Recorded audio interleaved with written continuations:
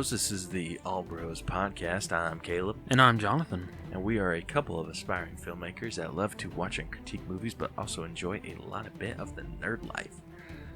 This week on the podcast, we have one pop figure to talk about in Adventures in Hunting. 0 Blu-rays, because nothing new's coming out. Nope. Yeah, this time... Eventually. Yeah, this time in American history freaking blows. In this week's sneak peeks, we got a few new things to talk about. Couple Disney Plus shows and one video game that we are super freaking pumped for. Nothing in What's in the Box because... I wonder why.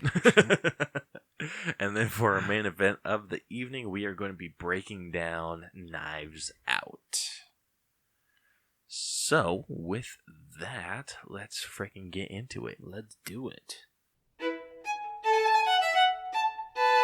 Hey everyone, you found our new podcast called Exploring Kodawari. I'm Luke, I'm a classical trumpet player, and sitting here next to my fiancée, Yanka. Hi, I'm Yanka, I'm a classical violinist. She's pretty good too. I think I'm probably going to put your playing in the background of this.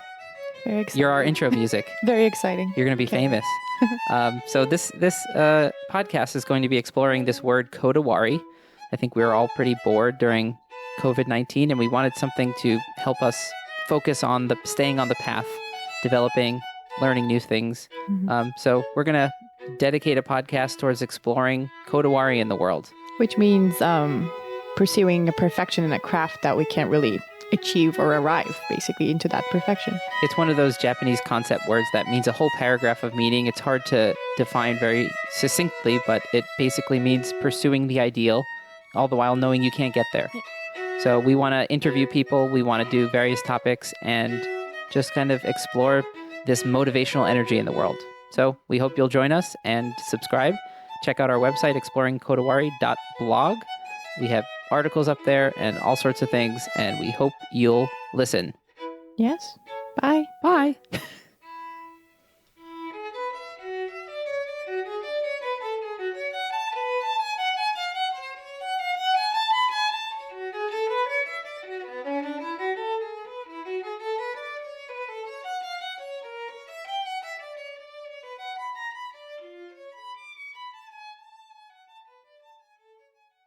Okay, first up in Adventures in Hunting, pop figures. We have one new pop figure that we're going to talk about, and this is a bit of a doozy. It is. It is the 18-inch Baby Groot from the first Guardians of the Galaxy. This is up for pre-order right now. I think you can get it on Entertainment Earth as well as I think Amazon has it for pre-order too. And the price... is redonkulous. Yeah, the price is $99.99. Dude, wasn't the freaking Batman cheaper? Wasn't he? No, like Batman was the same price. Was he? I thought he was $89. He might have been. I don't know. Yeah, but maybe they regardless, it's freaking ridiculous. Maybe they upcharged it. Well, I'm wondering if it was $90 and then like $10 for shipping because Entertainment Earth is free shipping. Dude, I don't even know what I would do with an 18-inch Baby Groot. I don't either. And what I don't... That's bigger than life size. It is, if you think about it. Yeah, because life size is what is it? 10? What are the $30 ones? 6-inch? 10-inch. 10-inch. Sorry. Yeah, the 6 inches are $15. Yeah. Typically. Okay, it's crazy to think. Okay, so a 10-inch is $30, but an 18-inch is $100. Is that a huge spike? Yeah, that is a huge spike. When it's just a couple more inches. So if you think about it, $30 for 10 inches. So if it's so that's about what, $3 per inch? Yeah. Yeah. So if we do that math, which I'm not going to do in my head. Oh, come on. Yeah, then it technically should be $54. $55 if you want to round up. Yeah, and so we'll say $60 if you want to make a profit. $99? That must be pure freaking plastic. Yeah. And the thing I hate about the 18-inch size ones, there's no window. Yeah, what kind of horse shit is that? I hate that. You can't even display it? No, huh? You have to display it out of the box. Dude, I feel like, what if they know, like, they say, are you going to keep this in box? And they're just like, yes, I'm going to keep this in box. And then they just send you something that just weighs the amount of that figure would. That's something I'd be worried about. I'm like, Yeah. I'd have to open and make sure there's a figure in here. 18 freaking inch. That is insane. Yeah. I mean, that's half my damn yardstick. Hot damn. That's like a decent size. It is. Whatever, it's still too big and Yeah. too expensive. Seriously. This is freaking bullshit. I can't think... No, I wouldn't spend $100 even if they made an 18-inch Stay Puft or an 18-inch Chucky. Yeah, unless they lowered it down to $60. Yeah. I will only pay up to $5 per inch. I'm glad you made it. Oh. Shit. I just did the math on that. $5 per inch. So if 5 times 18 is 90. So that would just be a $10 markup from there. I lied. I will only pay $3 per inch. Oh. Good hell. Oh my goodness. I really needed to do the math before I talk. Maybe just a little bit. Just a little bit. Dude, like, honestly, you could... if you were to cut out the whole us talking about pop figures and just say how much we would pay per inch is super inappropriate.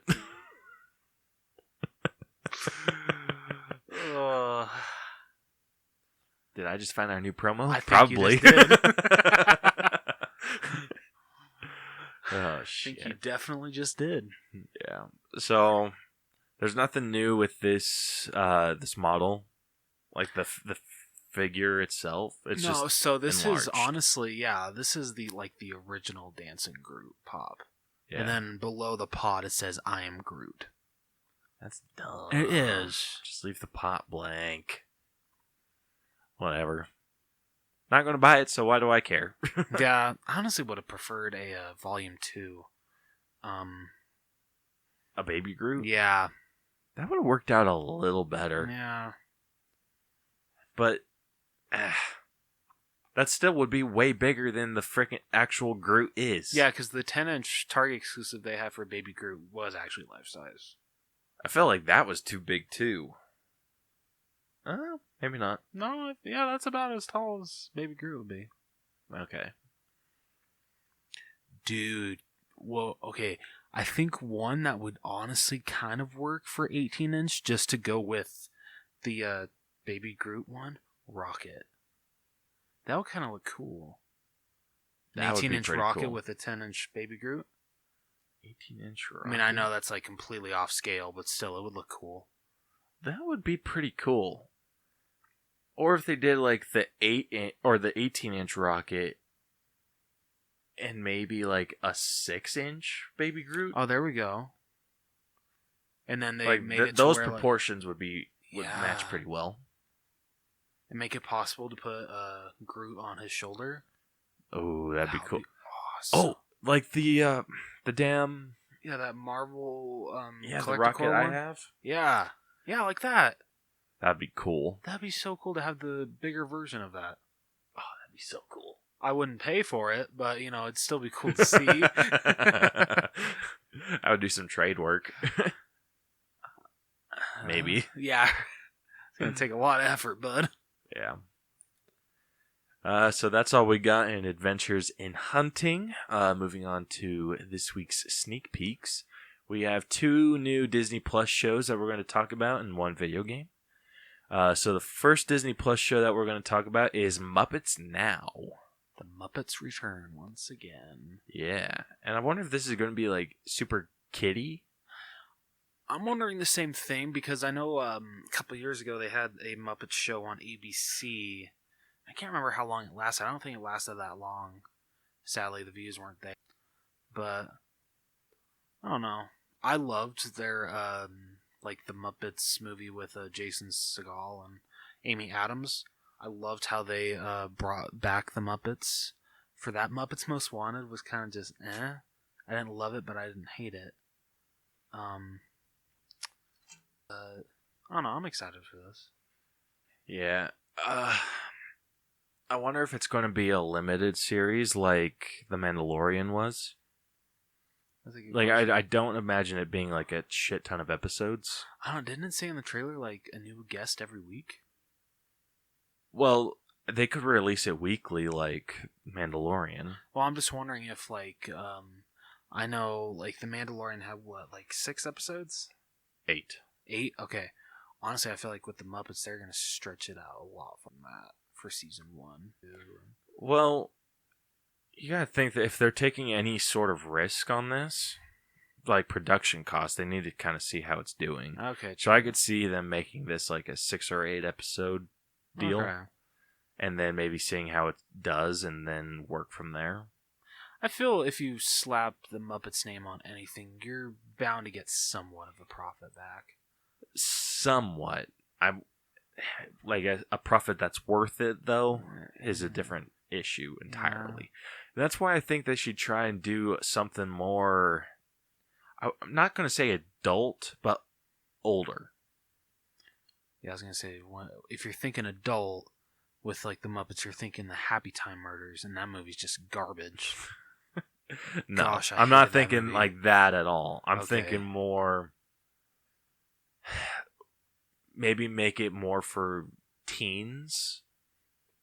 Okay. So maybe have like some jokes in there that are for like an older audience. Not inappropriate or anything. Yeah. Just something that older people would get. More than like young kids. Because I think the Muppets when you were younger was more for pre-teen children. So I think with this you can make it for more teenage. Yeah, that's true. Yeah, and then just put in enough stuff that like even parents would watch it. Then you could still do like the fun songs and everything for like the little kids. Like you could put something in there for everyone. Yeah, they better have the classic Muppets theme introduced this thing. I'll be pissed. Well, they can't technically do that, can they? They can't put the original Muppets theme? Yeah, they can. Yeah, but this isn't called the Muppets. This is called Muppets Now. And it's like more interview style, not like story. Okay, it's kind of like they're turning the Muppets into like an interview show. Okay, but like, can they work it in some way? This is basically Disney's late show. I mean, honestly, that works. Yeah. Have you seen that? You're not on HBO Max. They have a not so late show with Elmo. Oh goodness. Yeah, I haven't watched it, and I'm not going to until my child inevitably discovers it. But let's just hope that Iris doesn't discover Elmo's got a gun. Oh my gosh. Oh shit. Yeah, so that's Muppets Now. There, like, what kind of guests did they have? They had Aubrey Plaza. It looked like Seth Rogen. Yeah. A few other people that I couldn't recognize off the top of my head. Yeah, those were the big ones that stood out to me. Yeah, same. But I'm stoked for this just because I'll watch anything. I'll probably give it a watch just to check it out.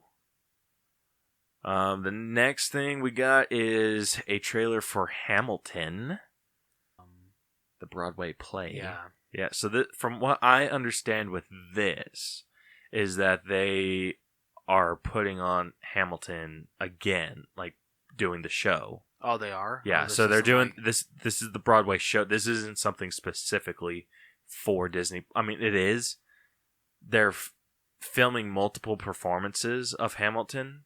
Oh. So this is like the actual Broadway show just being filmed. Okay. And so they're going to put all together like a compilation of all of like the best scenes Okay. and then turn that into the movie. Okay. This is my first introduction to Hamilton. I've never read the play, seen any other version of the show, so Lin-Manuel Miranda, don't let me down. Yeah. This might be a good... Have we ever done a musical before? I mean... The Cats. That is a musical. Fair. Yeah, maybe we should try doing Hamilton. I'm down. Yeah, dude, let's do it. Yeah. See if who we can get to chat with about it. Yeah. Chat with us about Hamilton. Because I know there's like freaking a ton of diehards. I'm trying to think if we have done any other musicals. I think Cats is it. Yeah. I don't count Rocket Man, and I don't No. count Bohemian Rhapsody. No, musicals I feel are when it's like a staged musical number. We haven't done La La Land. I still don't count that as... Well, no, actually that is a musical, sorry. Well, no. Didn't we What? do an episode about it? I can't remember. No, I remember us talking about it, and I was saying it's barely a musical. That's fair. Actually, I think I said it's more instrumental than a musical, because I don't count the musical bits where they perform it. Okay. Where it's a performance where the characters are on a stage performing the song for other people. I only count it when they're in a normal situation and singing. And I can only count 2 instances, though. Then. yeah, but they one- keep reusing the same damn song. Yeah, because all I can think of is the opening, Yep, that was super musical. and then when Emma Stone is at the party with her friends. Yep. Or when she's getting ready to go to the party with her friends. Yeah. Yeah, that and... Do we count Lovely Night? Yeah, I mean, I think... Barely. I barely count that. Okay. Because it's... The song itself, like the singing portion, is maybe 3 minutes long. And then the instrumental is freaking forever. Yeah. I mean, I love that soundtrack, but whenever I'm just like listening to it in the car, I'm like, okay, can I get to the next song, please? It's like, oh look, City of Stars again.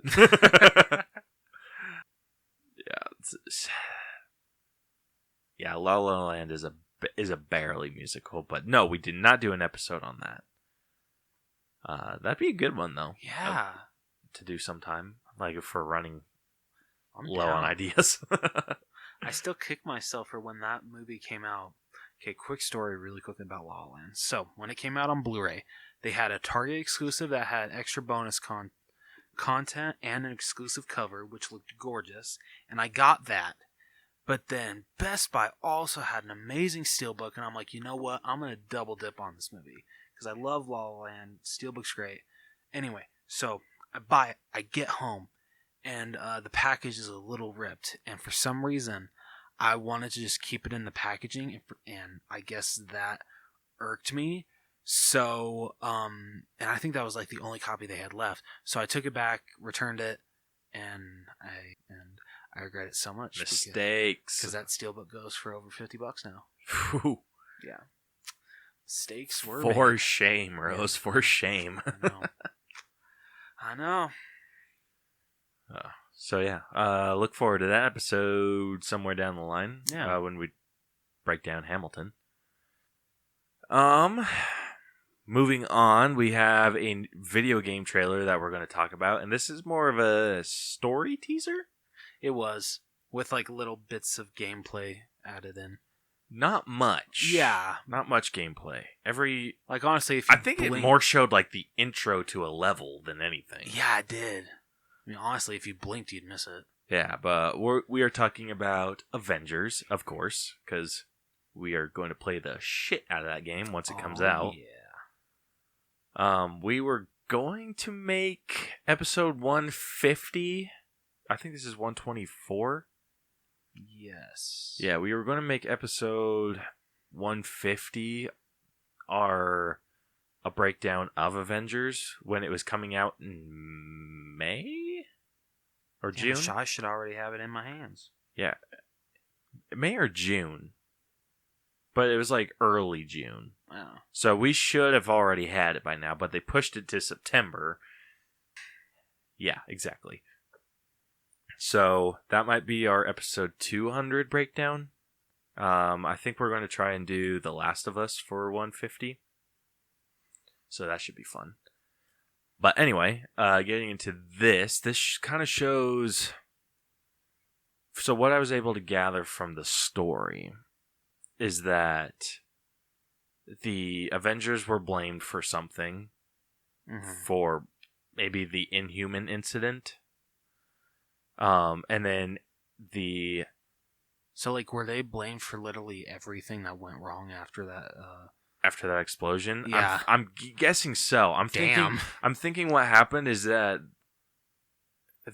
explosion caused the surgence of Inhumans. Okay. Because AIM is hunting down Inhumans, it seems, or imprisoning them. Yeah, that's what it looked like. And one of the things that... And they're kind of... It seems like they're blaming the Avengers for it. When it didn't... I don't think that that's like necessarily the case, but it kind of shows Kamala Khan and showing off her powers, and it looks like she's getting attacked by these people, and she uses her powers, so and awesome. so badass. Like that's how you do her powers in live action. Mm-hmm. And I think that that's going to be a big issue that Disney has with the show. Yeah. Making that look good. But I mean, let's hope if they can succeed with Miss Marvel when they do decide to do a Fantastic Four, hopefully they can do the same thing with Mr. Fantastic. I think Mr. Fantastic's actually easier to do. Really? Yeah, because Kamala's powers are more... I mean, we've kind of talked about this. When her arms grow big, it's kind of like her arms will like kind of shrink a little bit. So it's kind of like... It's borderline Stretch Armstrong. Where if you were to push all of the gelatinous stuff into his hands and like stretch it out, his hands would be big, but his arms would be kind of tiny. Mm-hmm. Mr. Fantastic, he can stretch as far as he freaking wants to, or whatever, and morph his body into different shapes. I don't think Kamala can morph herself into different shapes. Oh. I don't think. I've never seen her do that. Like, the only thing that I've seen her do in the comics is, like, stretch her legs out really far. But when it comes to, like, combat, she mostly likes just stretching her hands out? Yeah. Okay. Makes sense. Yeah. It's more like just getting a Popeye. Pating! Like a Popeye punch. Okay. Where she's got the big forearms and tiny little biceps. It's her go-to spinach as well.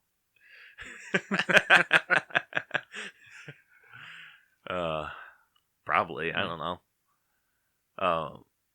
But yeah, that's kind of how her powers differ. Like, Okay. Mr. Fantastic can stretch his whole body out, and like how he was in the Fantastic Four movie. He can like turn his body into a blanket. I don't think Kamala can do that. Oh, darn. Okay, say what you will about those Fantastic Four movies, but I actually think the CGI on Mr. Fantastic, it actually still doesn't look that bad. It actually holds up. It does, compared to the shit that we got with Fan 4 Stick. Holy balls. That looked bad from the get-go.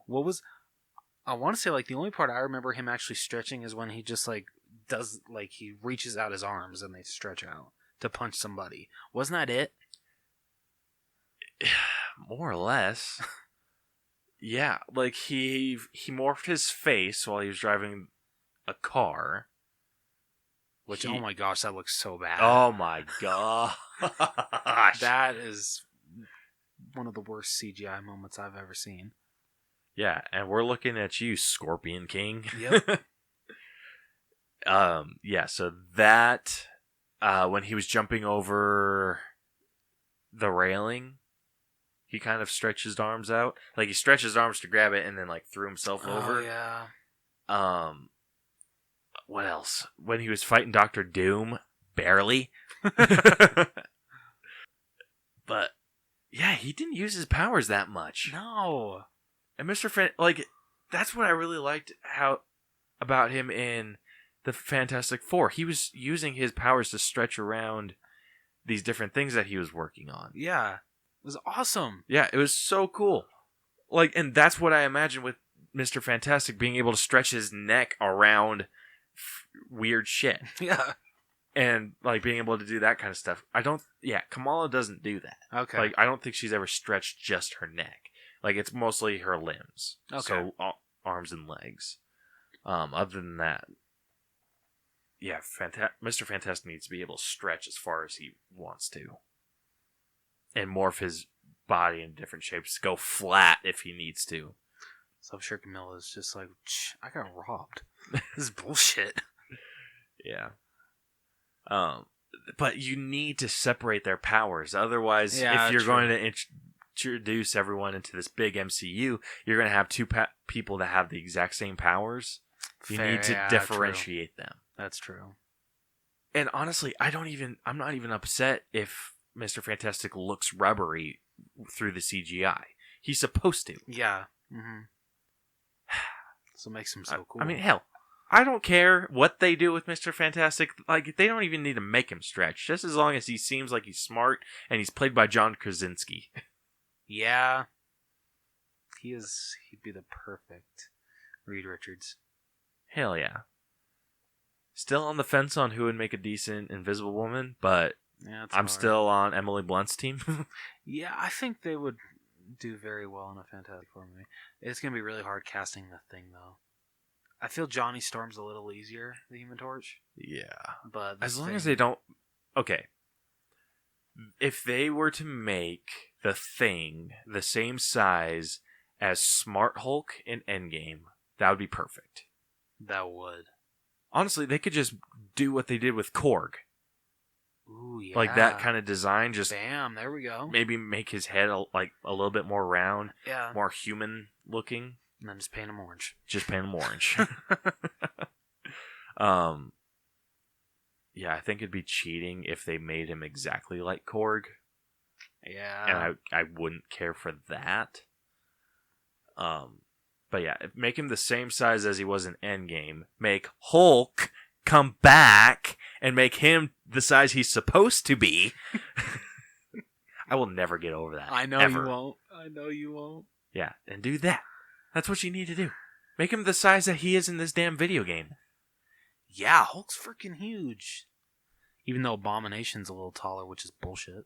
Oh my gosh, that pisses me off so much. It's supposed to be the same damn height. Yeah, so in this trailer, you get to see a clip of Abomination smashing Hulk up against a wall, and he's freaking giant compared to the Hulk. Yeah. And it's bullshit. They're the same size. Yep. It's absolute horseshit. Can you get Abomination right once? I actually liked how he looked in The Incredible Hulk. And you know what we still haven't seen? What? The damn sloth with wings.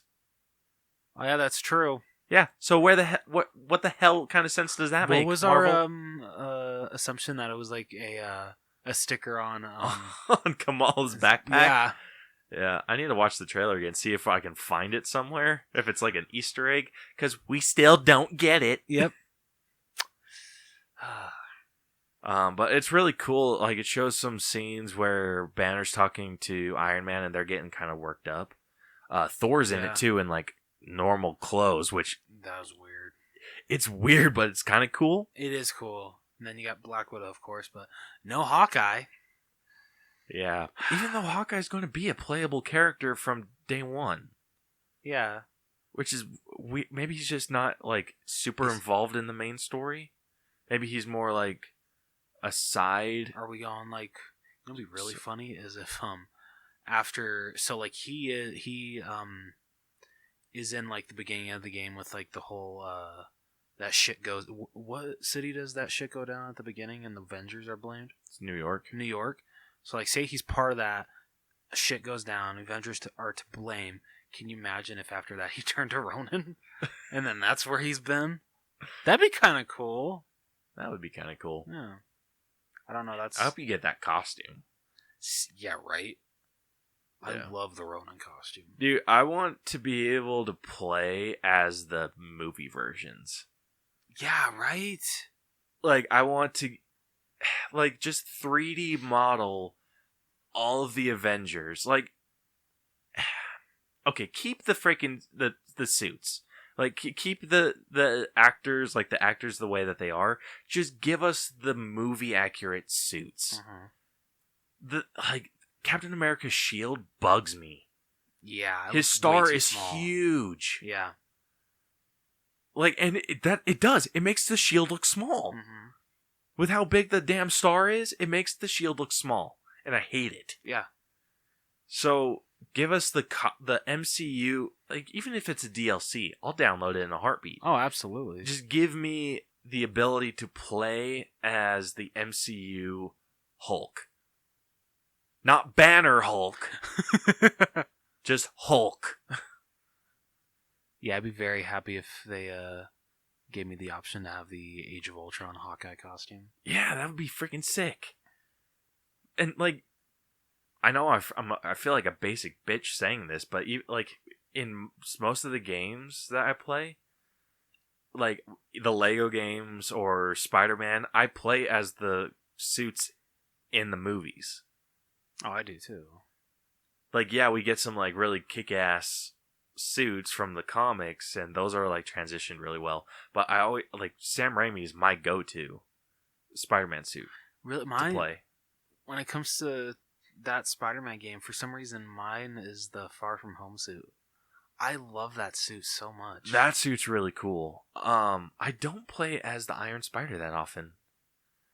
I usually switch it up between Night Monkey and the Civil War suit.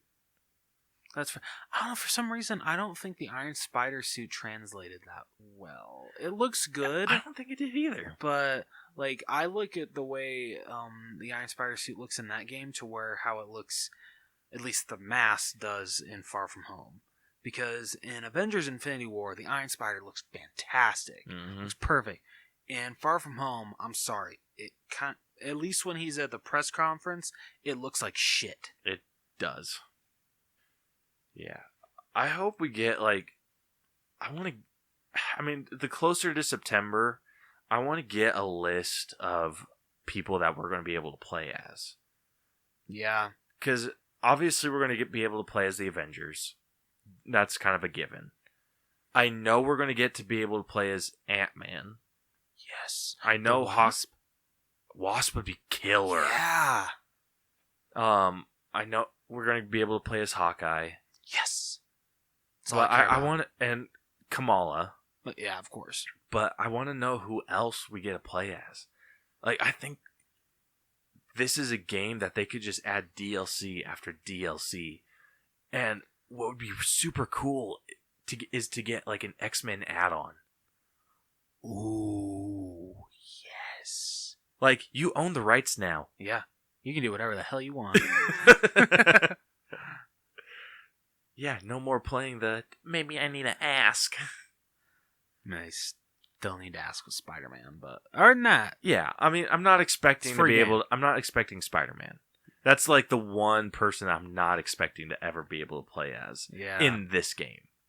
It'd be really cool, but I doubt it. Considering how popular Insomniac's Spider-Verse is, I don't think so. Yeah, plus, with the style game that they're going for, I think it'd be difficult to pull off. That's fair. But, like, at least give us some of the X-Men. Give us Wolverine. Give us freaking Cyclops. Oh, yeah. Got it. Storm? Storm, definitely. I mean, if you could do freaking Thor, you can do Storm. Yeah. Nightcrawler would be freaking kick-ass. Yes, you gotta have Nightcrawler. I'd love to have Gambit and Jean Grey. Jean Grey would be really cool. I think like, with Wolverine, you can kind of take the same motions as Hulk. That's like true. I'm trying to think of who would like translate into who really well. So with Cyclops, give Cyclops the same move set as Iron Man. Obviously not able to fly, but he has the blasters. Yeah. And those would be really cool. With Nightcrawler, you could give him the same abilities as Black Widow. Because he has similar fighting techniques. Yeah. Storm, Thor. Of course. Wolverine, Hulk. Because, they're like that bruiser type fighting where it's just very aggressive. So, obviously, you would need to shrink it down, but you could just put claws on and call it a day. Yeah.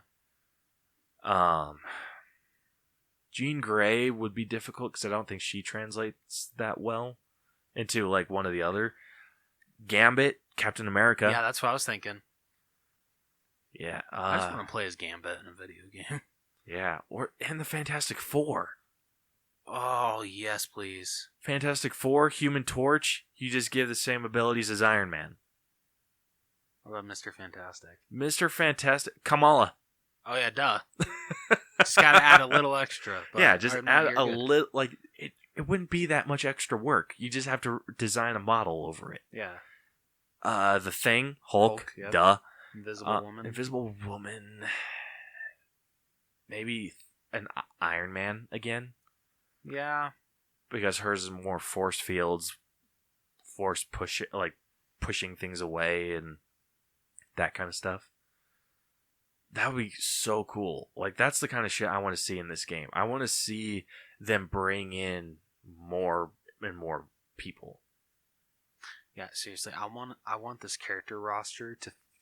I want to feel with this character roster how I felt during the portal scene in Avengers Endgame. Yes. Oh my gosh, there's so many even if characters. it's an add-on. If it's an add-on. I will pay for the DLCs. Yeah, I will too. It'd be absolutely worth it. Yeah.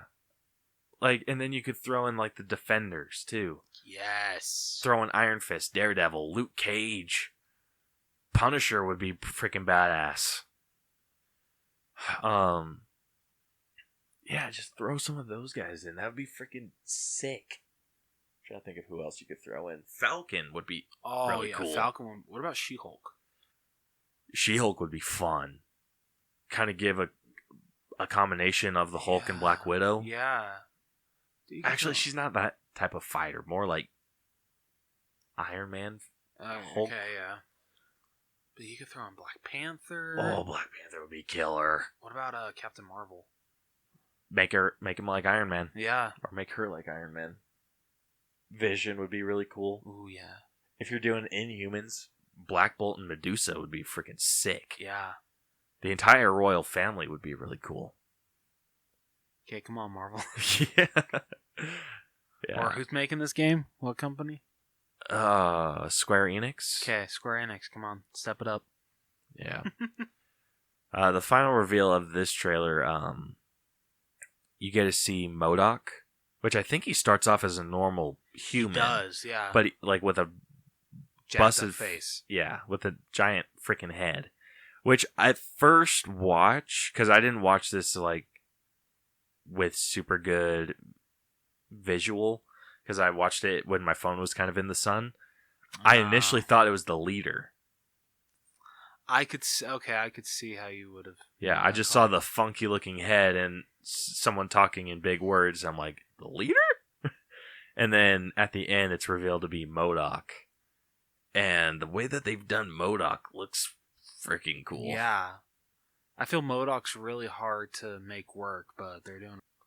I would love to see them attempt a live action MODOK. Yes. Considering literally everything the MCU has tried has paid off in spades, I would love to see them try MODOK. Yeah. I highly, highly, highly doubt that they would ever go for the giant face. Yeah, no. The way that I see them I would see them doing MODOK is maybe make that a screen instead of Okay. an actual face. Even though I would love to see them attempt the giant face. I think they could pull it off, but I think they could too. It would be weird. It would be so weird. But I could see them making it'd it be work. like a good weird. That's Yeah. the thing. It's just, once you need to bring MODOK in once you're trying to get into a more fantasy world with the MCU. Yes, I completely agree. We're not there yet. No. But we could get there. Yes, absolutely. You just need to introduce a few more cosmic things and make it work. Anyway, Avengers. Probably going to pre-order it. Oh yeah, absolutely. I'm debating which edition I'm getting. Have they announced the editions? Yeah, so they have a standard edition and I think a gold edition. Edition come with. So the gold edition comes with a couple DLCs. And yeah, so it's just like it's that and like a season pass. Okay. The standard edition just comes with the game itself. They also have like the Ultimate Edition, which that one just comes with the Gold Edition game plus a bunch of extra cool stuff that they send you. Oh, cool. So like boxes and featurettes and shit. All right. One of the I'm considering that too because I think it's like $130, but it comes with a Captain America. So the statue of Captain America in the game, it comes with that, and it's like 12 inches tall. Damn. Yeah. Okay. And I'm that's like, actually almost really worth cool. it. But oh my gosh, like that would be so cool. That would be super dope. Yeah, and I think it also comes with early access, and Oh shit. comes with an exclusive DLC. The only thing, like, if I could find a way to pay that off slowly, the 130, I would totally go for that. But the only option is online right now, Yeah, and I can't throw all that at one time. that's fair. So if I could do like increments of like $20 a month until September. GameStops are open back up. You should go. It says in GameStop you only have to put like $5 down and pay it off Yeah. over time. Yeah, like that's what I would do just to get that crazy box, because that would be Why not? freaking. Like, this is the one game that I feel like that would be worth it. Oh yeah, absolutely. I think the only thing it comes with is an extra costume set, which I'm not a huge fan of because it's more like white suits. Okay, but still. So I'm not like, like I'm about it. tempted to pre-order Lego Star Wars: The Skywalker Saga on Best Buy's website, because I guess there's going to be a Best Buy exclusive steelbook that comes with it, and it's the steelbook is Han Solo frozen in carbonite. Oh, that's I'm dope. like, that's so freaking cool. Do I want to pre-order it just to make sure that I do get a copy? I'm like, shit. Ooh. Yeah, so I'm at a dilemma right now. Yeah. Anyway, so that's all we got in this week's sneak peeks. I know we talked about freaking Avengers forever. Yeah, but it's Um, Avengers, so Yeah, of course we're going to. Yeah. All right, so with that, let's get into our main event of the evening, which is our All Bros breakdown of Knives Out. let's do it. Time for the main event. It's main event time. Let's play a game. All right. Well, I think we should definitely start off with the one response that we got to our question of the week. I posted the question. Actually, it's more of a scenario. Said, once I can find it, you are found dead under suspicious circumstances. Who did it and how? And the only response we got to that was my brother. He's at Slick Shoes all spelled wrong. And he just said, "Would it matter? You're dead." I mean, can't say I can argue with him. I know, and that's why he's a freaking asshole. Yeah, so I responded to him and just told him he didn't need to answer because the answer for him would be me, and I would beat him with his shoe. Honestly, I think you should beat him with your shoe, considering you were at size 14. You know what? Fair enough. Let's take one of your combat boots and just wham right upside the head. Just beat the ever-living shit out of him. Oh. Yeah, so that's all the responses we got. We didn't get anything on Twitter this week, and we did not get anything on Facebook per usual. Sad tear.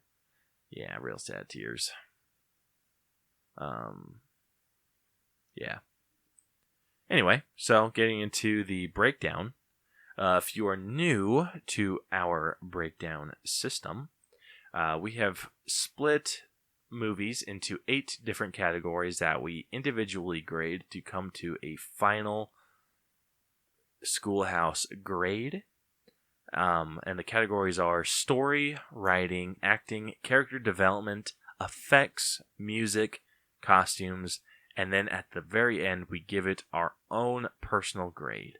And then we average everything out, and it gives us our final score.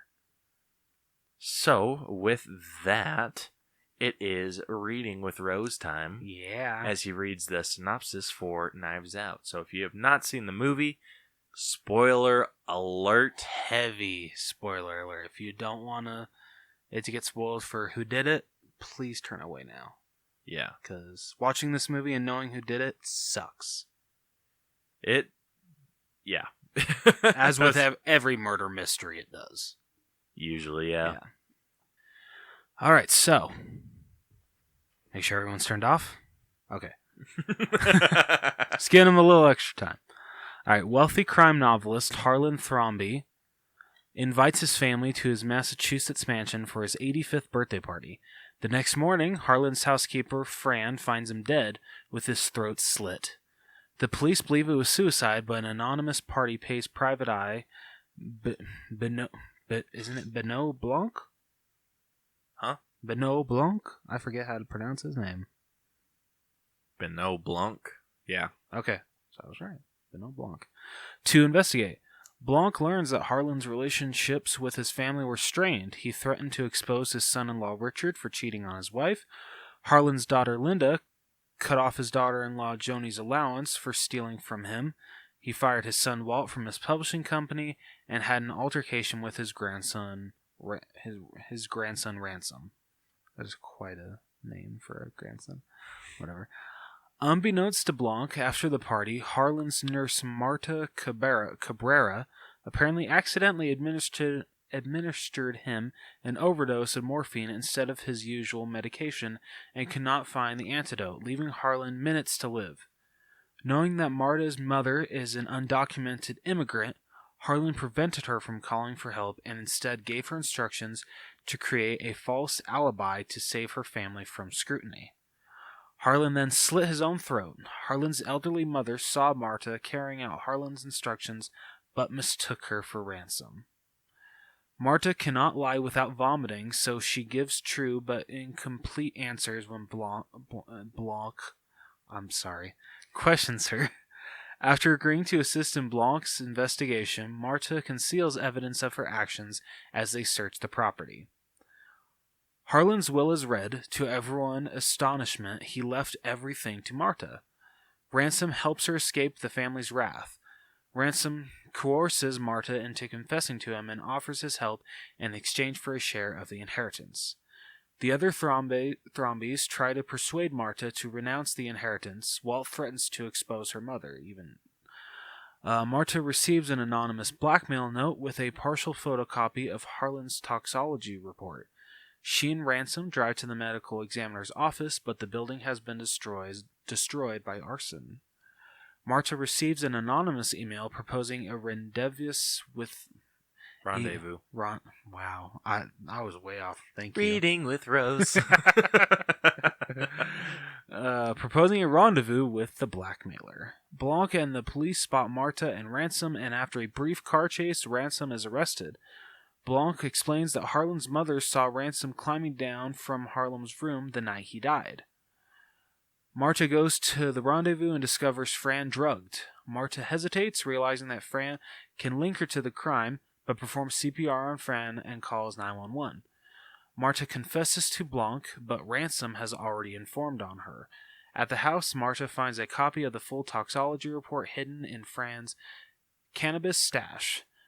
Blanc reads it and interrupts Marta before she can confess to the family that her error caused Harlan's death.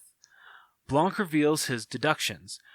Ransom had learned that Harlan was leaving everything to Marta. He swapped the contents of Harlan's medication vials and stole the antidote so Marta would kill Harlan with a morphine overdose, making her ineligible to claim the inheritance by the Slayer rule. However, Marta actually administered the correct medication, recognizing it by its appearance without reading the label, and therefore is innocent of Harlan's death. After the death was reported a suicide, Ransom anonymously hired Blanc to expose Marta as a murderer. Fran later saw Ransom hiding evidence and sent him the blackmail note. Realizing that Marta had unknowingly given Harlan the correct medication but believed herself guilty, Ransom forwarded the note to Marta.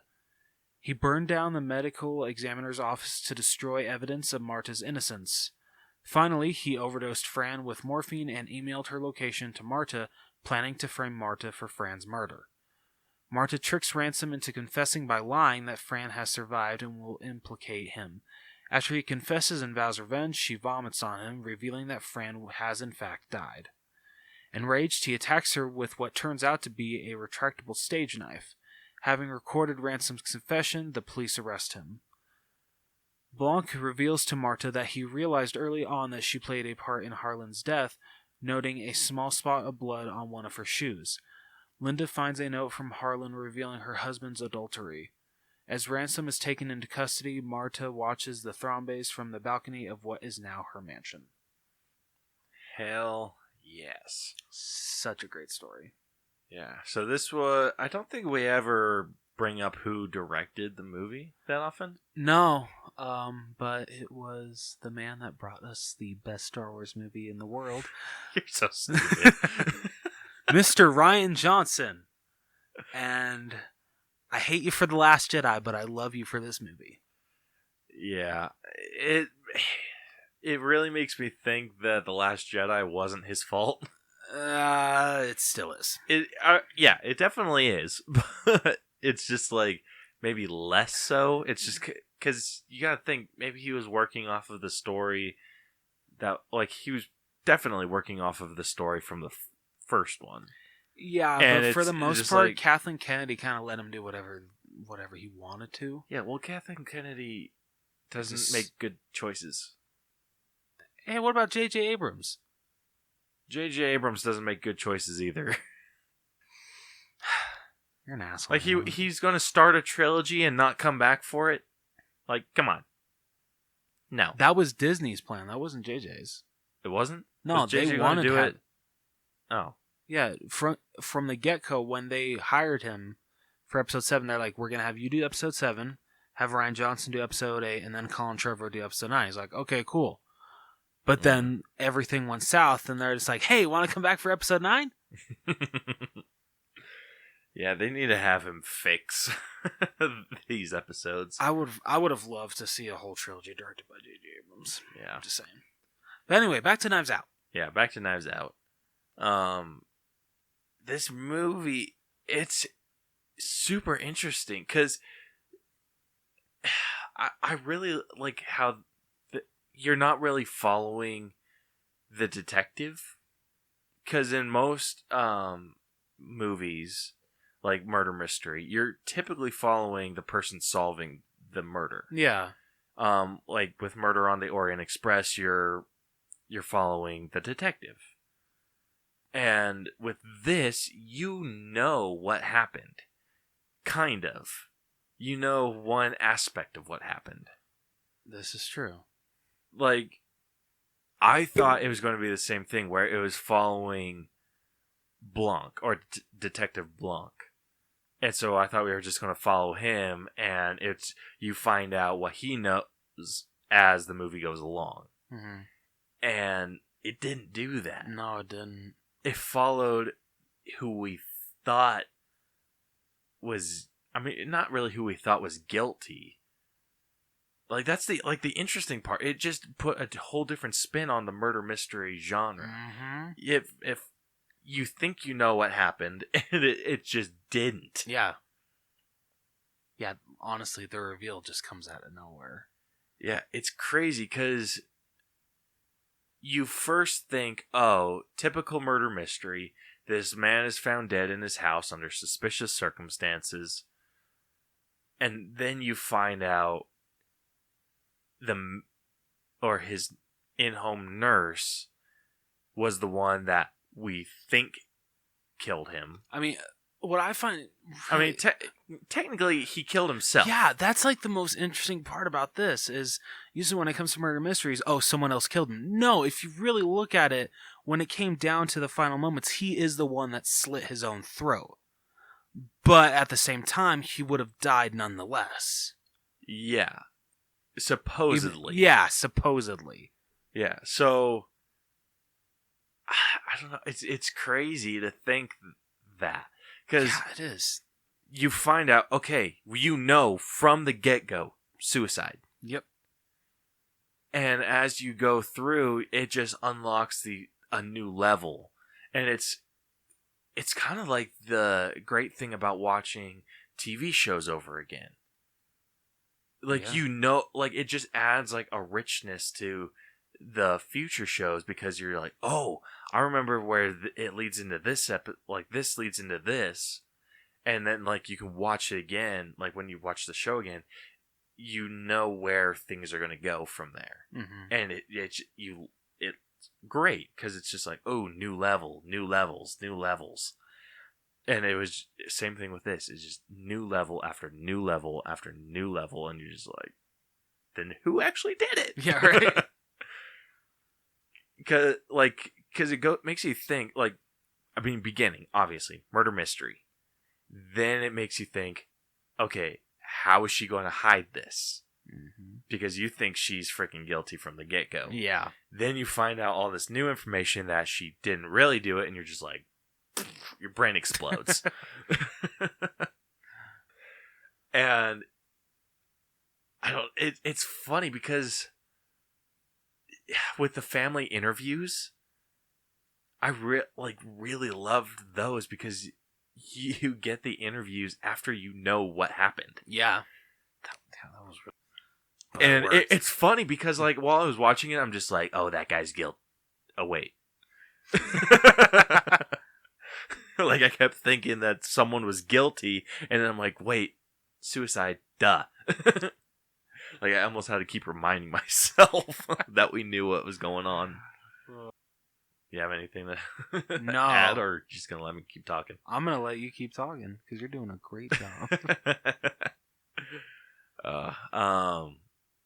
But yeah, it keeps you guessing, just like what's going on, how she's gonna, you keep thinking, oh, she's gonna get caught, and she doesn't, and it's awesome. It really is. I'm not typically a big fan of murder mysteries. Like, I can Really? Yeah, I can appreciate them. Like, I really like Murder on the Orient Express. Yeah, that was a good It's just, in the end, it's just a typical murder mystery movie. True. It's just going to have a twist ending, and you're just like, whoa, wasn't planning on that. Yeah. But with this, it wasn't the typical No, murder this mystery. one literally just threw that out the window, which worked highly in this movie's favor. Yeah, it's kind of like a magician.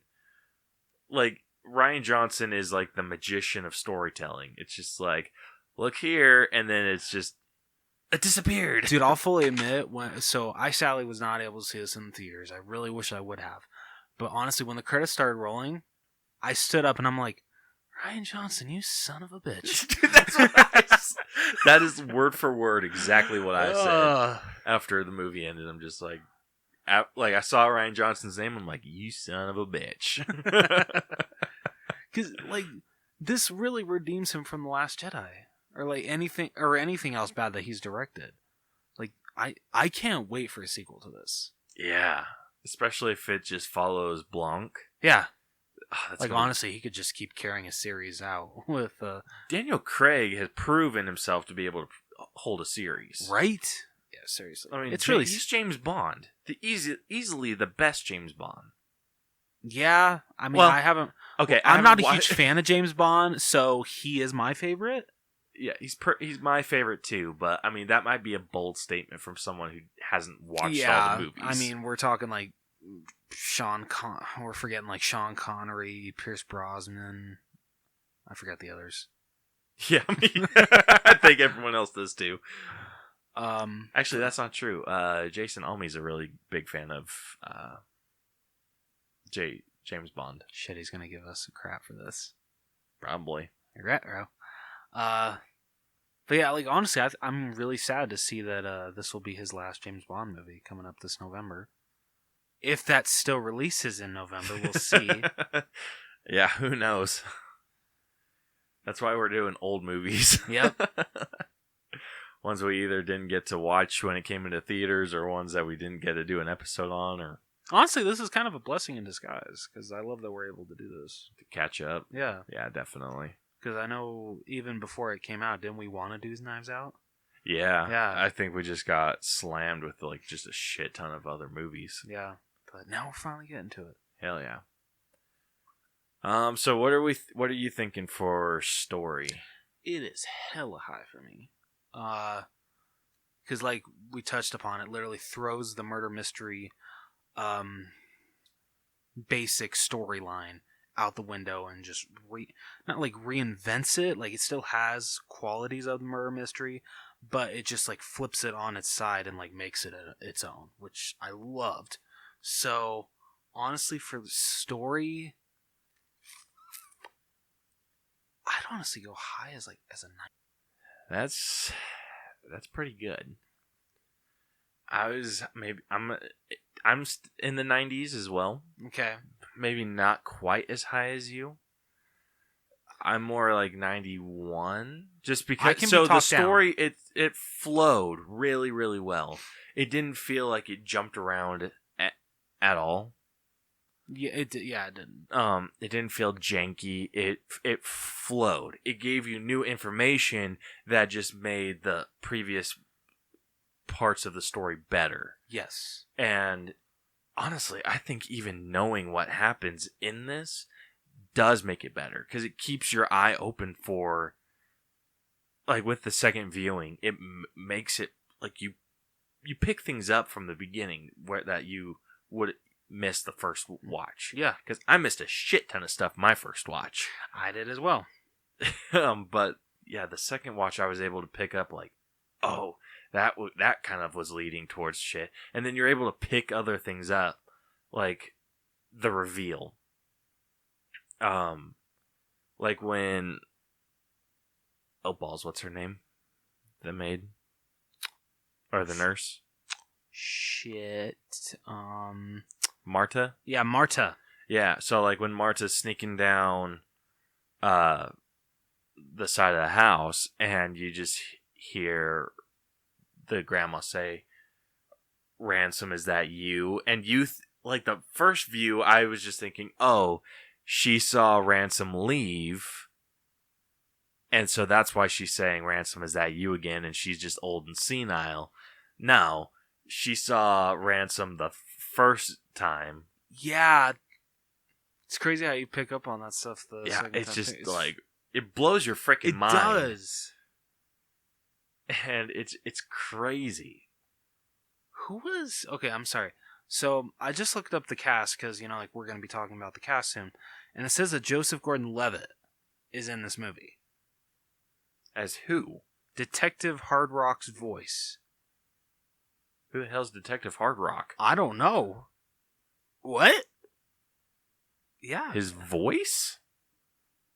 That pulls up on his IMDb. Okay, well, let's find out who Detective Hard Rock is. Like, blowing my mind. There's Lieutenant Elliot. Maybe it's a cop you don't see, because I'm not seeing a Detective Hard Rock. It's weird then that he's in the top 3 cast when you just bring up Knives Out. Yeah, that's weird. Sorry, I'm getting off topic here. Apologize. Still Knives Out related. Still not, yeah. Yeah. Which doesn't happen very often. Yeah. Our sidetracks don't usually lead to information on the movie. But yeah, so I'm like 91 range, just because it wasn't absolutely perfect. I think I think the reveal of what happened, it kind of got a little cluttered with, like, it kind of confused me a little bit the first go round, where I'm like, that's fair. And then I had to piece it together after I was done. Yeah. And it was just the jumping around, like flashbacks and everything, that were kind of confusing me. I'm like, wait, what does that have to do with anything? And then I was able to piece it together after I was done. But overall, the story itself flowed really, really well. So, do you want to meet in the middle at 9? I can do a 93. Okay, perfect. All right, next up we got writing, which this is where the movie kind of excels. It really does. Yeah, there wasn't anything that was wasted. Nope, not at all. I thought it was really smart the way that when they were interviewing the family members, how each of them had a different perspective of what happened, of the parties, or how the previous night party went. Like, with Jamie Lee Curtis, she was saying, like, oh, I was by his side the entire night, and it shows, like, her flashback of singing Happy Birthday, and she's, like, right up next to him, and then Michael Shannon's character, he's just like, oh, it shows their point of view, and I loved that. I did as well. Or, like, what is it, like, not their point of view, what their rendition of the story. Yes, yeah. And I think that kind of throws you off of everyone's trail a little bit. Where you're just like, what? Although I feel, what was her name? Hannah from, that's not her name in the movie. Isn't it Catherine Langsford? Mm-hmm. I mean, come on, she's guilty in everything. Yep. It's just that face. I don't know why. Whenever I see her face, I'm like, you're guilty. Straight up. Guilty. But I don't know why I love that so much. Like, yeah, I don't know why I like that so much. It, like, the first couple times that they did those flashbacks where the person or like how the story was kind of changing or being manipulated or whatever, that it took me a few flashbacks to realize that that's what they were doing. Okay, that's fair. Like, the one where I finally, like, picked it up was when Jamie Lee Curtis and Michael Shannon were talking about being right by Thrombey's side. Yeah. And I'm like, oh, like they have two very different stories. And it's funny because, like, the detective points out, like, these people are lying. Or someone's lying. Yeah. And we don't know who. And, yeah, I loved that. Absolutely love that. Just that choice. No, I liked it really too. I completely agree with you. There was what was it? Ah, shit, what's his name from It? Jaden, the kid? Oh yeah. The Nazi. Oh yeah, I forgot that. That kid was weird. He was, especially considering wasn't he saying he was in the bathroom and he heard the whole conversation between Thrombey and Ransom? Yep. Okay. Yeah, he was a freaking weird kid in this movie. Dude, he was funny. He was. Like, I loved, like, just the little jabs at him. Like, he was Michael Shannon's kid? in this? I think so.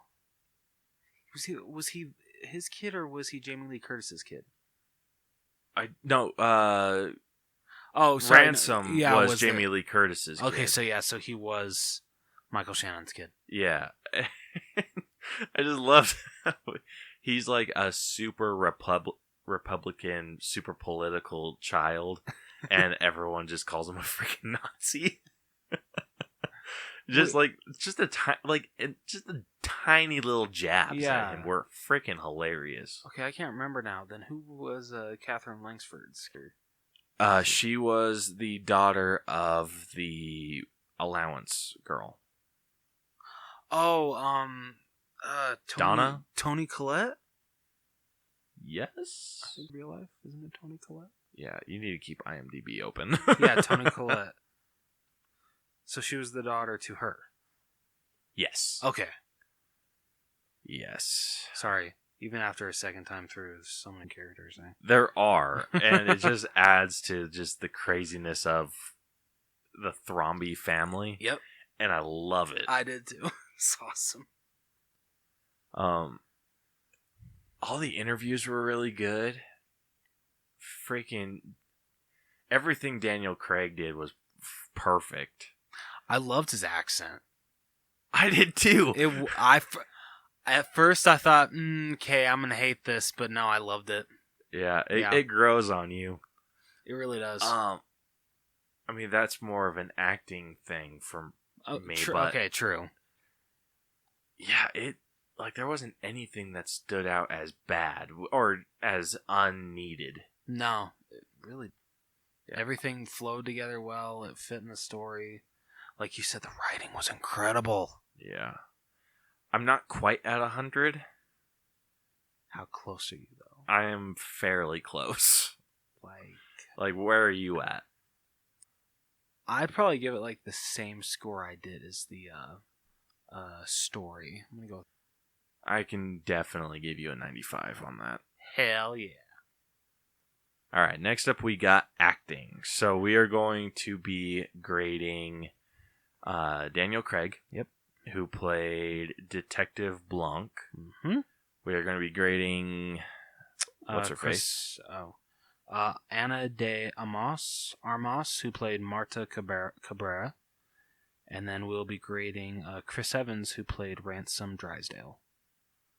And then what we're going to do, because considering the rest of the cast is still so incredible, we're going to make a fourth category for them and just mesh them all up into one score. Yeah. So we try, like with the acting grade, we try to throw in all of the big characters like Gray. Like we're not going to dock for side or extras. Yeah. We're always going to try and do it for the main cast. Mm-hmm. But with this, it's the family was like its own character. It really was. The only person that stood out from the family was Chris Evans. Yeah. And then rightfully like we so. have Marta and Detective Blanc. Mm-hmm. So those are the 4 that we're going to be grading. So kind of the lead, the side character, the detective, and then the family. Yep. Like we're going to do that as a character. Mm-hmm. So first off, I say let's start with the family. Yeah, sounds good to me. So pull up IMDb so we can read off who is in the family. So in the family, first off, we got Jamie Lee Curtis, and she plays Linda Drysdale. And then after her, we got Michael Shannon, who played Walt Thromby. We got Don Johnson, who played Jamie Lee Curtis's husband. I was getting some real Kenny Rogers vibes off of him. Dude, every time he was on screen, I'm just like, he looks a lot like Kenny Rogers. Next up, we got Toni Collette, who played Joni Thromby. We have the detective, Lieutenant Elliot, played by Lakeith Stanfield. Let me see him. That dude is such an underrated actor. He is. I remember, I totally forgot that he was in Selma, and he was fantastic in that movie. Have you seen Selma? I have not. Dude, watch it. It is on my list. Yeah, dude, watch it. It's free right now. Please watch it. It's so good. Okay, I'm sold. incredible. I can understand, like, you will understand why that song, Glory, won at the Oscars. Okay. That song is just, like, honestly, that song almost brings me to tears every single time. It's so powerful. And then we got Christopher Plummer, who played the man himself, Harlan Thrombey. And then finishing off the cast, we have Catherine Langsford, who played Meg Thrombey, and Jaden Martell, who played Jacob Thrombey. Is it Thrombey or Thrombey? Thrombey. Thrombey. Well, I don't know why I'm saying Thrombey. Thrombey, sorry. So that is the family and the detective, lieutenant, whatever. Yeah. So the only one that I felt gave an okay performance. Let me guess. Catherine Langsford. Dude, yeah. You want to know how I know that? Because you thought it too? No, because I know you're not the biggest fan of her acting, especially. I like her. I thought you didn't. No, I don't like her role in 13 Reasons Why. Oh. Like, that's more my thing against her show. Okay. Her as a actress, Oh. I actually really like her. Oh, okay. I think she's really my bad. good, but in this, her performance was a little weak. It was. I mean, honestly, I know it's like a very serious topic, and, you know, like, some people like the way it was handled, some people don't, but I actually think her acting is very good in 13 Reasons Why. And so, well, I mean, I can't watch it because of the glorification. I completely understand and that. it's nothing against her. No, nothing against her. I hear she's really good in it. She really is. Yeah, She's it's fantastic. just something I can't get myself to watch. No, and I completely understand. But if I'm like comparing the two, I definitely would say that she is lacking in performance in this movie.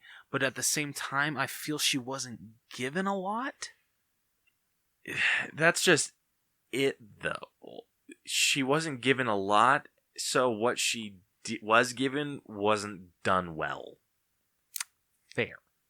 It Okay, wasn't her best. She actually did better in the damn Avengers I was Endgame actually bring that up. deleted scene.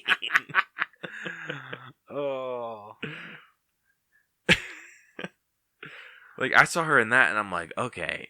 Like, I can see why they didn't put this in, but damn, she's good. I'm sorry, I'm gonna disagree with you. I actually liked her performance better in this movie than that. I don't know why. For some reason, that performance felt wooden. Maybe it's in just, Endgame? Yeah. It probably felt wooden because Maybe that it's was just like the probably scene felt kind of weird. Yeah, I think that's the issue. The Okay.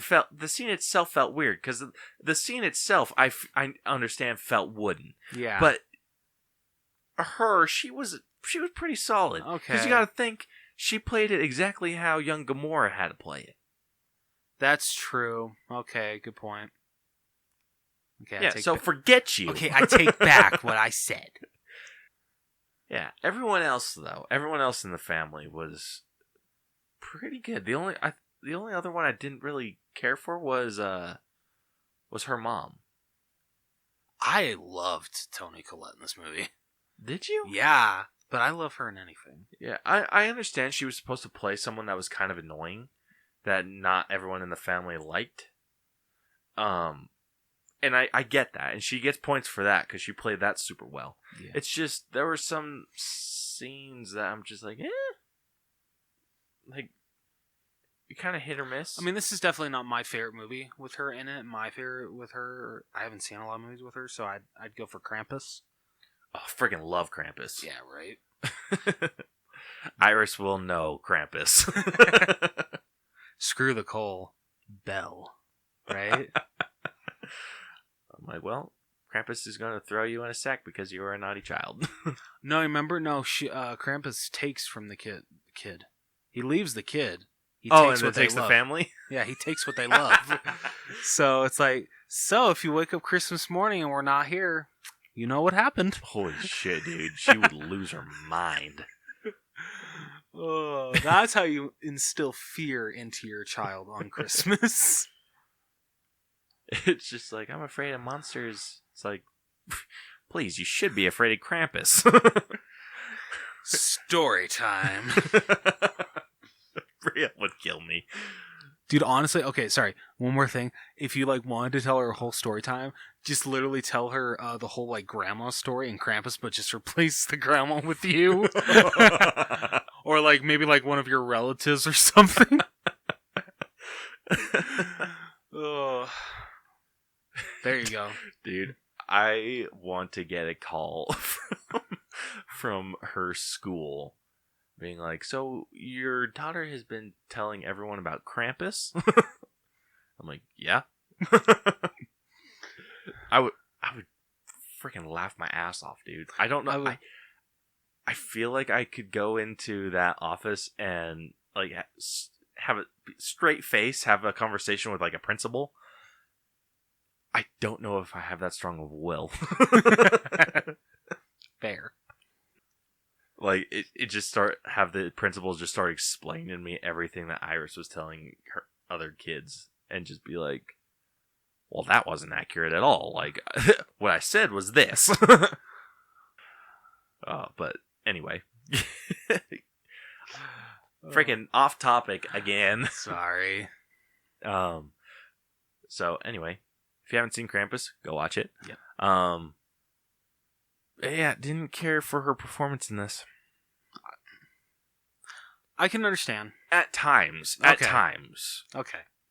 And that's the issue with a lot of the family. There were just times where I'm just like, ugh.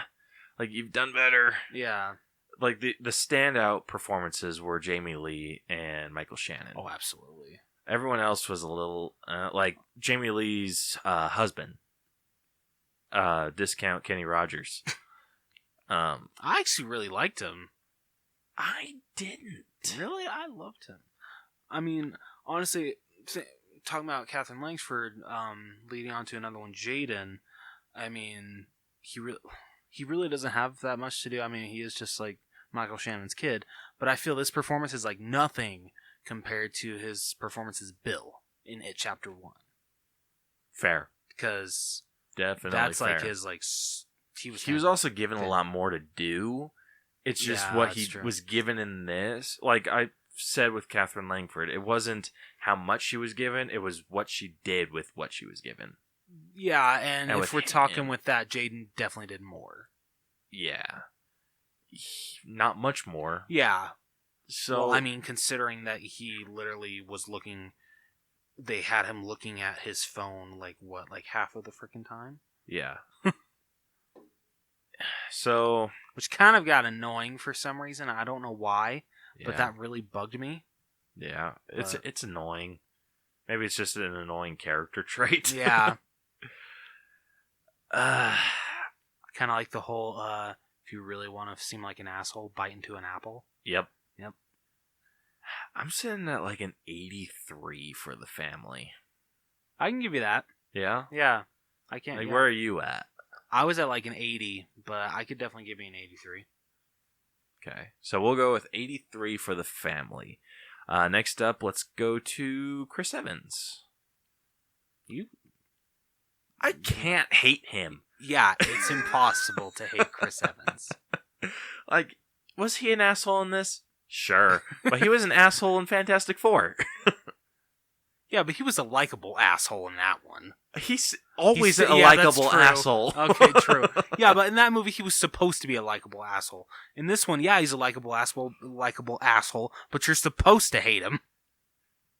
But yeah, so maybe he didn't do a good job. No, it's just we love Chris Evans so much, we really can't hate him. That's the thing. He's like Tom Hanks. Exactly. He could slap a nun and we'd be like, what did the nun do? Exactly. Yeah. Damn.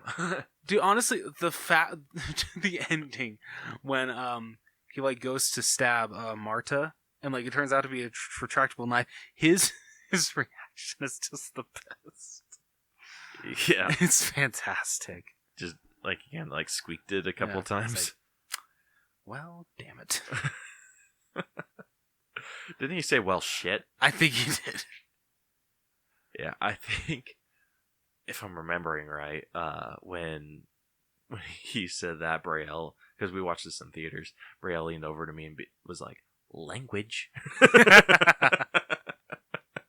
That's too perfect. Damn, I don't know what to do with him. Because he was supposed to play someone not likable, and I kind of liked him. So like, should we give him like in the 80s or the 90s? I'm definitely thinking higher than the rest of the family. Okay. Not much, though. I'm like 86? I was thinking 85, but I can definitely give him 86. Let's give him 86. We'll give him that one Captain America point. Yeah. That one extra point for America's ass.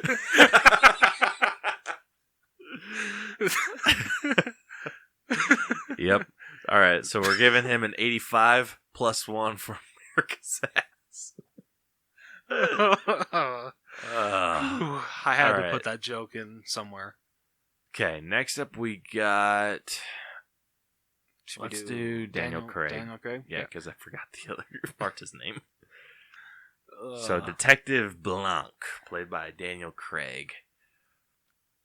He was damn near perfect. He was. I don't think I've ever seen a movie that I dislike Daniel Craig in. He's just such a great actor. He is. He's super good. I mean, I'm not the biggest James Bond fan. I'm but not either. I love Daniel Craig. Yeah, like Skyfall was the first James Bond movie I ever saw, and I love it to this day. I still haven't seen what came after Skyfall. Who knows? Quantum Solace? No, that was before. Was Casino Skyfall... Royale? No, that was before. Was Skyfall the last one? It was Casino Royale, Quantum of Solace, and then Skyfall. There wasn't another one after Skyfall? Isn't the after Skyfall the No Time to Die? Let's find out. Hasn't he only been in 4 James Bond movies? I don't. Anyway, I really like him as an actor. I really like him in Logan Lucky. Spectre! That's what it was. I said that a little too loud. Yeah, a little bit. Sorry. Yeah, so he was really good in Logan Lucky. He kind of played a similar character. Still have not seen that movie? It's good. Adam Driver's in it. And isn't Channing Tatum as well? And Channing Tatum. Channing Tatum's Adam Driver and Daniel Craig make the movie. Adam Driver doesn't get enough love, I feel. He's a really good actor. Yeah, he plays a dude with no arm. Oh, yeah, I remember seeing that on the poster. Dude, it's freaking hilarious because they have this thing. So, spoiler alert for those of you who haven't seen Logan Lucky. Oh, great. Now I'm getting the movie spoiled. Thanks, bro. No, it's just this one freaking part where they have like this vacuum while they're sucking up all this money. Yeah. And Adam Driver like gets in the way of it and it like sucks his fake arm. And he just like stops and he like looks over, he like looks down at his arm, looks up at Channing Tatum, and he's like, all right, appropriate response. yeah, it's freaking hilarious. I love that. Okay. Great movie. Highly recommend. Okay, I'm gonna have to check it out.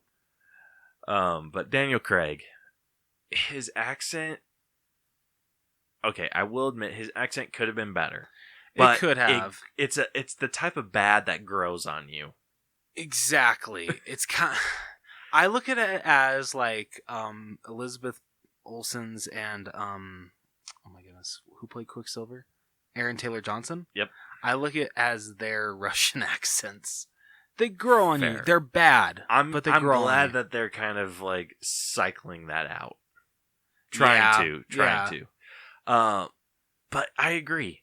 It's I think he did a better job than they did with the Rush, with his I don't even know what you call that, New Orleans accent. Yeah, I don't know. Sure, let's go with that accent. What's it? Cajun? Yeah, Cajun. Yeah. I don't know. So he did really good with that kind of accent. It was almost so bad it was good. Yeah, exactly. So I can forgive him for that.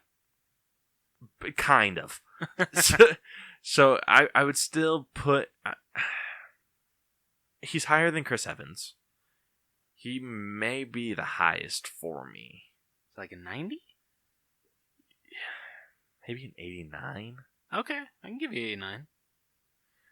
Alright, and then last up, we got Marta. Who was played by Ana de Armas. She was good. She was really good. Is this her what else has she been in? Yeah, I feel like she's been in a couple other things. Oh, she's gonna be in the next James Bond movie with... Oh, really? Yeah. Nice. That's funny. She was also in Blade Runner 2049. Okay, haven't seen that. But I haven't seen the original Blade Runner either. She was in War Dogs. I still haven't seen that yet. That was a pretty good movie. I really want to see it. I mean, it's Miles Teller and Jonah Hill.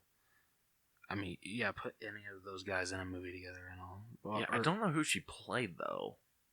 I feel like she may have played a girlfriend or a significant other. If it wants to be.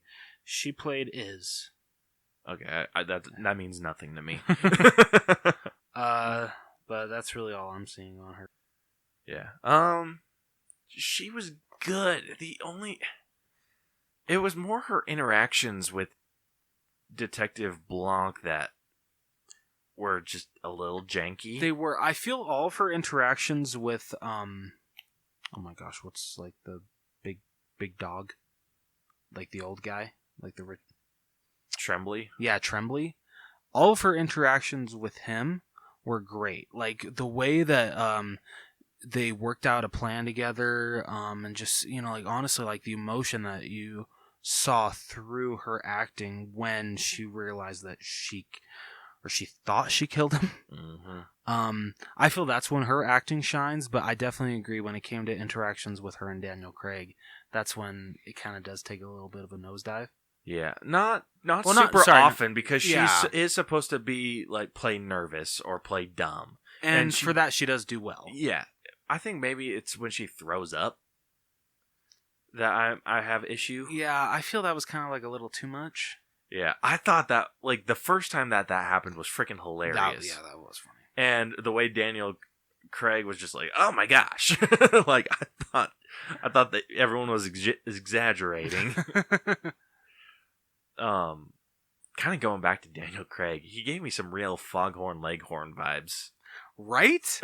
Seriously though, he should play him. Like especially right? Like voice him in a live action or like Space Jam. There we go, Space Jam 2.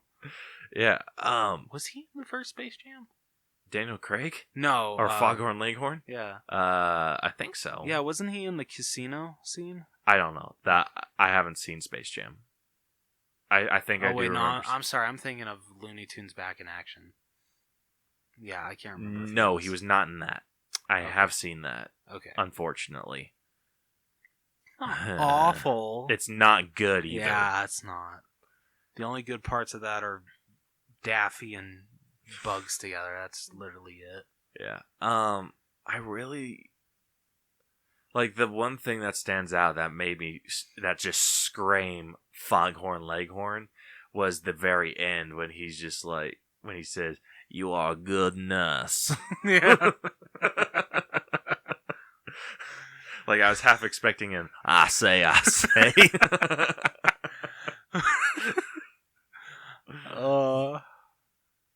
would have been laughing my ass off if Ryan Johnson just added that as a joke. Yeah, like I feel like I do a good Foghorn Leghorn when I'm not trying. I mean, that actually wasn't that bad. No, like I do a killer Foghorn Leghorn when I'm not trying.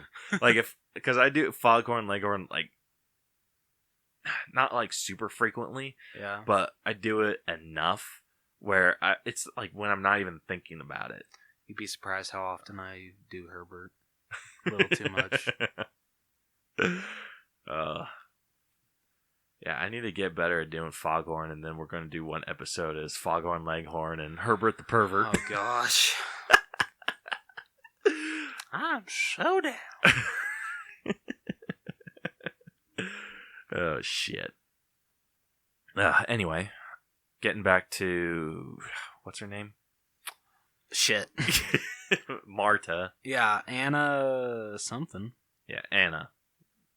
So getting back to her. A little janky on the interactions with Detective Blanc. But overall, she did do really well. She really did. The strong emotions were really good. Mm-hmm. Absolutely. It was just the crazy ass interactions that she had issues with, or trying to hide stuff. Yeah. And yeah, so I'm a little bit below Daniel Craig. Like maybe an 88. Okay, I can give you that. Yeah, I think she is pretty decently above Chris Evans. Yeah. Okay. So, averaging that out, that comes to 86.5.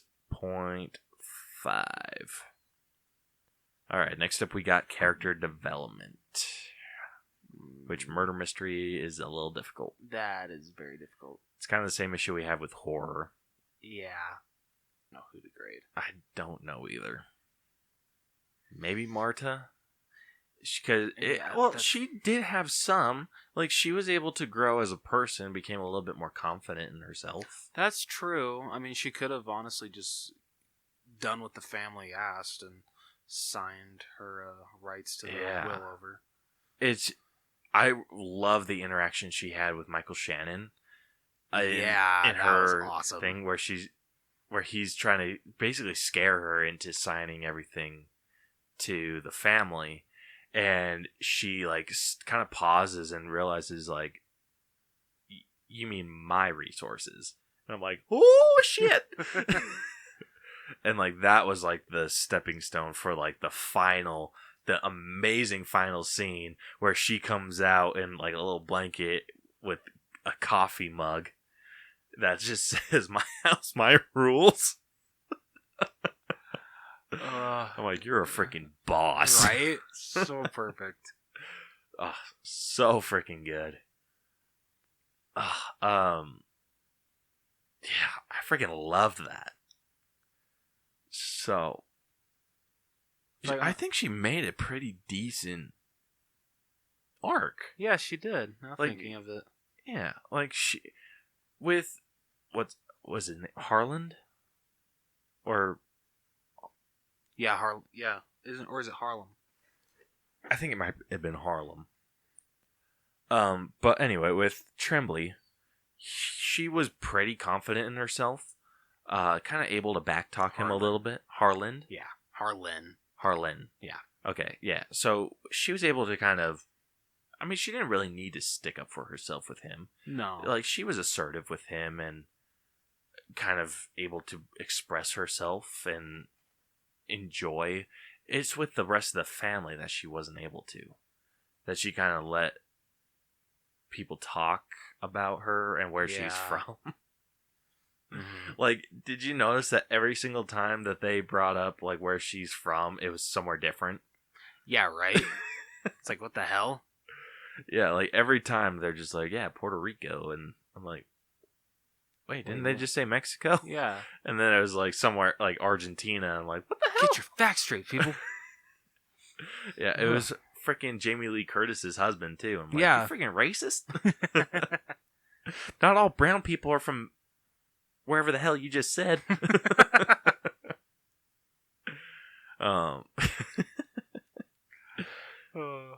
Yeah, but how she was able to go from that to just kind of standing and being the dominant one of the family was so perfect. Just the fact that they're just like all looking up at her while she's at the top of the balcony is just so great. Yeah. I love that scene. It was a pretty solid arc, and you kind of see how she gets there too. Yeah, like, you do. Now thinking you of get it. those step by step, and I don't know about you. I'm at like maybe 89, 90.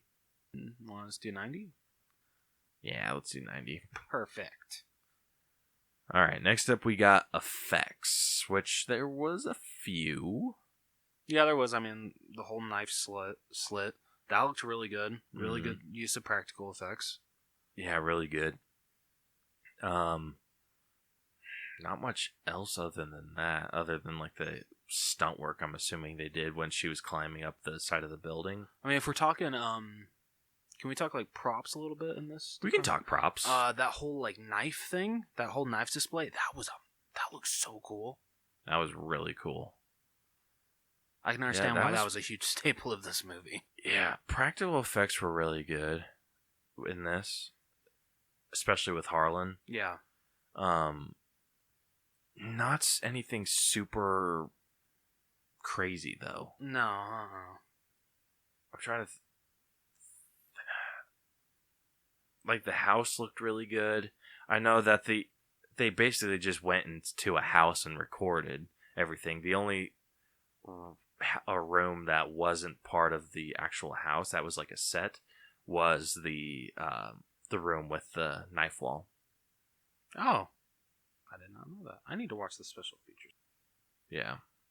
But pretty good. Not anything special or crazy. No. But still pretty good for what they did. Yeah, props were okay. Like you said, the knife wall or the knife display was really cool. Other than that, not a whole lot to say about that. So I'm thinking like maybe 80. I can give you 80. Yeah. Yeah. Like it's hard to grade for something that's just average. Yeah. Because really. it's just. Well, honestly, like it's hard to grade for effects when the movie effects. Yeah, I mean, we gave like with average movies, or where we gave an average score for effects. Was like The Lovebirds. Okay.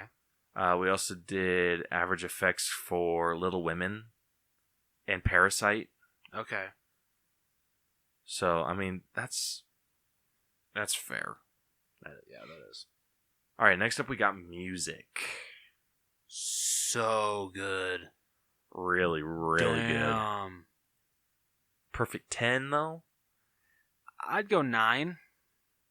That's about where I'm sitting too. It was close. It was damn near close. Yeah. Yeah, that everything worked really well with the story. It really did. I really don't. But yeah, not much else to say about Yeah, it. It was it was damn near flawless, but not quite. Yes.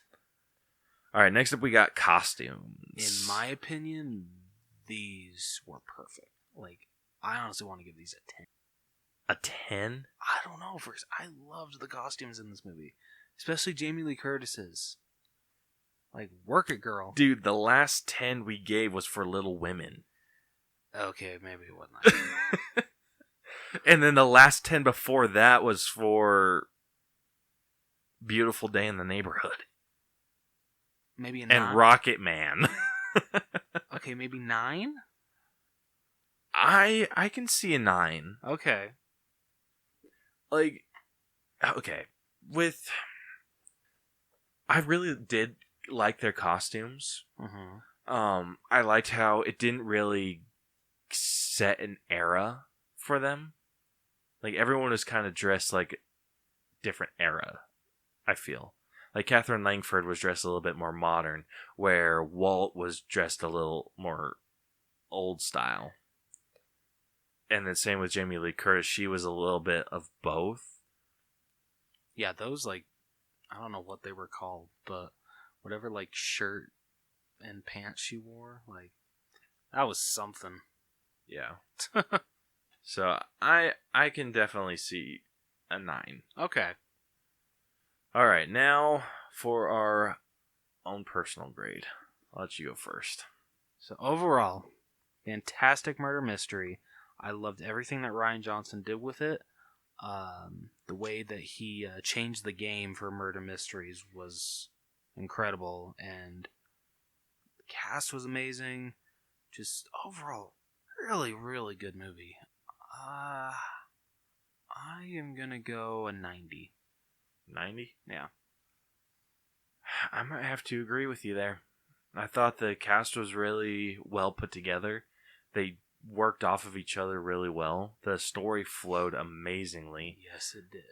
It gave kind of new life to murder mystery as a whole. It did, and I hope that it can continue to prosper from here. Yeah, I hope Knives Out 2 is just as good as this one, or whatever he decides to do for the second one. But if it's even half of what this is, it's going to be a great film. It really is, absolutely. So yeah, I'm sitting about a 90 as well. Woo. So obviously that averages out to a 90. So that brings our final All Bros grade for Knives Out to a B+. Not too shabby. Yeah, so it is sitting at an 89.3%. Okay. Which puts it 1 point above The Invisible Man. Fair. Puts it a little bit above The Lovebirds. Okay. As well as Parasite. It's about on the same level as Frozen 2. I can agree with that. Yeah. It's a little bit below Rocket Man.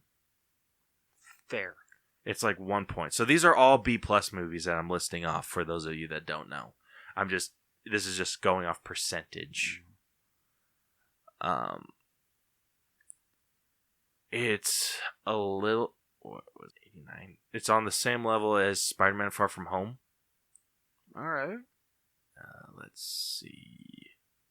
A little bit, 2 points above Detective Pikachu.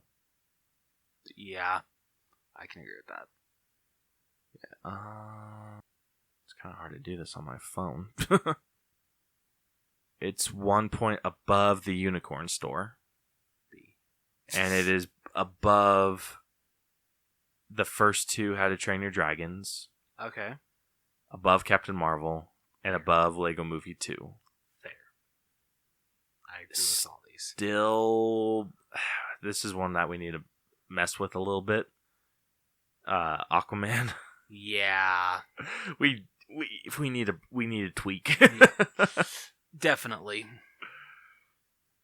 Yeah, I think a really fun episode would be for to do just a quick rundown of movies, like a quick grading of certain movies. I'm down. Just a mini breakdown. Yeah. Run through. It's on the same level as Rise of the Planet of the Apes. Woo-woo. And Dawn. But War. War is actually a whole letter above. Oh shit. So it's War is sitting at an A-. Okay. Dawn and Rise are sitting at a B+. And that is all of our B+ movies. Not bad. Yeah, not bad at all. But yeah, great film. Absolutely great film. Cannot recommend it enough. If you haven't seen it, go check it out. Even though you probably don't need to after listening to this. Sorry? We warned you. We did. So, several times. Yeah, so it would be your fault. But it is on Prime Video, so if you still want to watch it. Yeah. So, with that... Uh-oh. What did you do? I didn't do anything. Did everything. I didn't delete anything. Yes, you did. No, it's just the normal thing that I say isn't up. Oh no! You think by now we should have it memorized, but we don't. Yeah, no shit. Okay, here it is. Bam. Okay. Phew! If you liked this episode and want to hear more of our stuff, be sure to follow and subscribe to us wherever you listen to podcasts. We are on Apple Podcasts, Google Podcasts, Stitcher, iHeartRadio, RadioPublic, Radio.com, Spotify, and more. You can also catch all of our episodes on YouTube, as well as some bonus videos that we make. Follow us on social media. We are on Facebook at facebook.com/theallbros, Twitter and Instagram at theallbros. Hit us up with some episode ideas, answers to our question of the week, or if you want to join us, hit us up. We would gladly have anyone on. You can also email us at theallbroschannel@gmail.com. Honestly, just say anything, whatever the hell you want. Yeah. Go check out our website, which is tinyurl.com/theallbros, where you can find a link to our merch store on TeePublic. Or you can go straight to TeePublic at tpublic.com/user/theallbroschannel. There should be new designs up as of today. Hell yeah. So the day that this gets released, there should be a decent amount of new designs up, as well as a new design for Knives Out. I don't know what that's going to be, but I hope it's cool. Fingers crossed. Yeah. So next week, we're going to leave open for now.